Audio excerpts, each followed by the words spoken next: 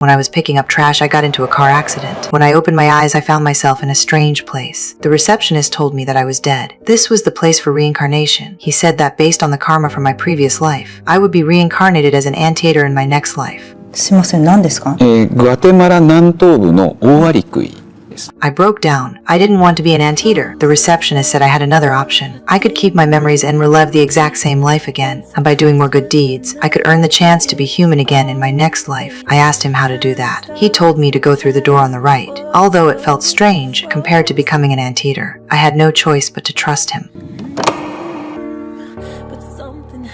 When my vision cleared again, I had returned to the moment I was just born. My parents were the same as in my previous life, just much younger. I could have spoken immediately, but to avoid being seen as a freak, I had to pretend to be a normal baby. The main mission of this life was to do as many good deeds as possible, so that I could continue to be human in my next life. Finally, I made it through infancy. It wasn't until kindergarten that I dared to reveal my intelligence. One day, I saw my classmate's father chatting with our teacher. From a child's perspective, nothing seemed wrong. But with an adult's perspective, I could tell they were being a little too close. I remembered how in my past life, my classmate suddenly dropped out of school and moved away with his mother. The teacher was also dismissed by the school. I immediately realized that these two were going to have an affair, causing my classmate to grow up in a single-parent family. If I could stop this affair, that would be a great good deed. In the days that followed, whenever they had a chance to talk, I would run over and interrupt them. The man became very angry, and I secretly felt proud of myself. One day, the man handed the teacher a nota and told her to read it after she got home. I found that had the man's phone number written on it. So, I came up with a plan, and I took the number away and replaced it with a simple, harmless greeting. The second step,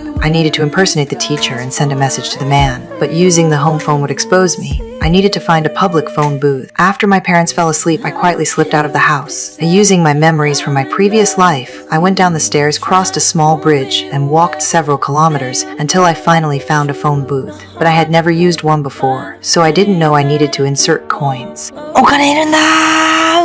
うわー！ Helpless, I had to return home, dragging my tired body back home. I found my dad's secret stash of money and returned to the phone booth.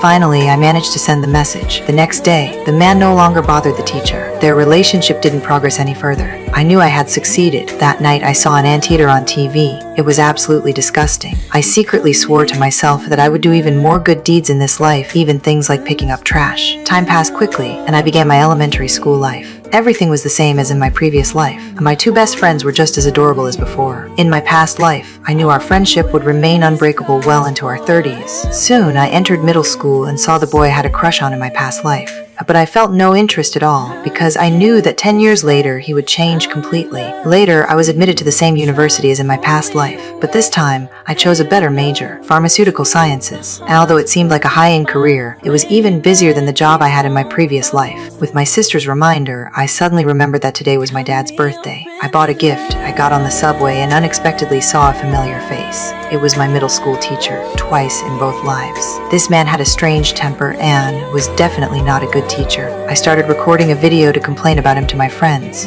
Suddenly, a woman next to him screamed, saying the teacher had touched her inappropriately. Although the teacher tried to defend himself desperately, the surrounding passengers still restrained him as if he were a criminal. I remembered in my past life, my best friend had mentioned this teacher. He had been fired for allegedly groping a woman on the subway, and his life had become utterly miserable.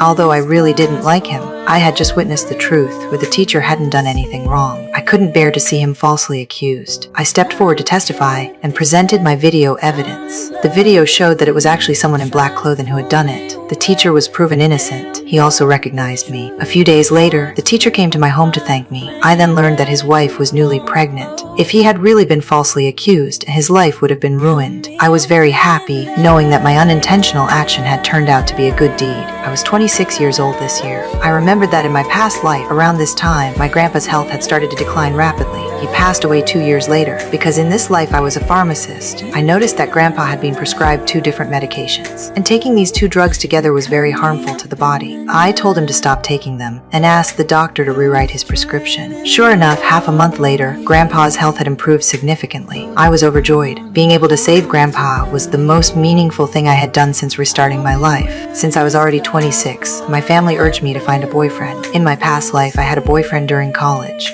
but in this life, I chose chose pharmaceutical sciences, so we never met. But I didn't regret it because later he became addicted to gambling, losing all his family property, and even swindling me out of all my money. Luckily, I hadn't met him in this life. One day I saw in a magazine that my ex-boyfriend had become a successful entrepreneur in this life, earning over $1 billion a year. My ex didn't meet me and got rich instead. But was I the one who held him back? Soon I turned 33. My friends and I were chatting by the roadside. The last time it was here where I was hit by a car while picking up trash. This time, I stayed safely by the side of the road, avoiding the white car. I was thrilled to have escaped that disaster, because what lay ahead of me now was a completely unknown life. But one day, while I was riding my bike, I was drawn in by a film crew working by the roadside.